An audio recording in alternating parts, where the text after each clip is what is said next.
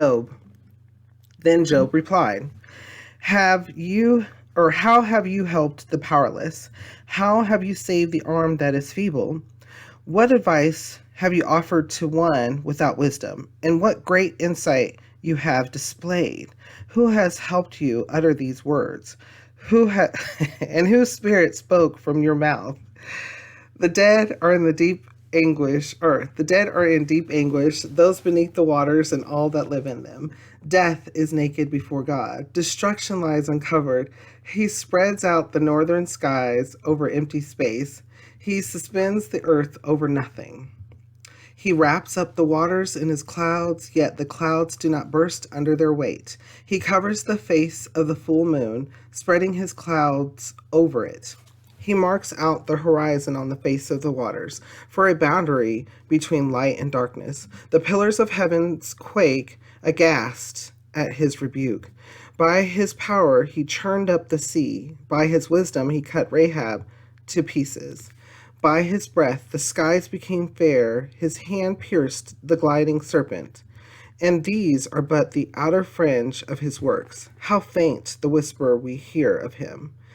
Who then can understand the thunder of his power? So, right here in the book of Job, Job is talking to his friends. He's telling them, because so far they've came with, instead of comforting, they came to him with accusations, kind of telling him, you must have sinned, because the only people we know that this type of devastation happens to are people who sin.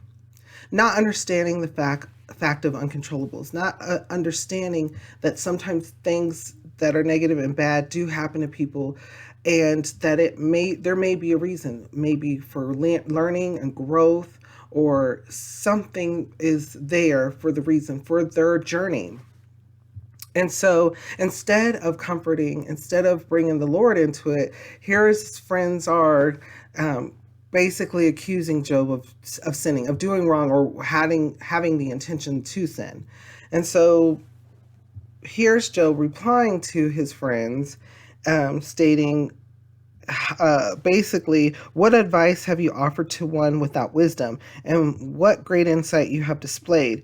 Who has helped you utter these words? And whose spirit spoke from your mouth? So, once again, Job is telling his friends, like, you're completely wrong. And are you getting this? Where are you getting this information from? And accusing me. And so has bringing past to present, has a similar situation happened to us in life? Has it happened to you? Has it happened to someone that you know, where people are thinking one thing, making assumptions, right?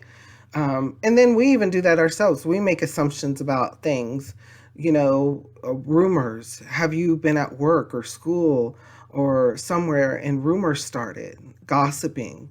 And it may be about a person even. And those things are maybe negative about that person or persons. It may be something about you, or maybe you participated in that gossiping. So there's many ways to think about this. And so reading over this first portion, what kind of thoughts or feelings come to your mind? How does it make you feel, and what does it make you think?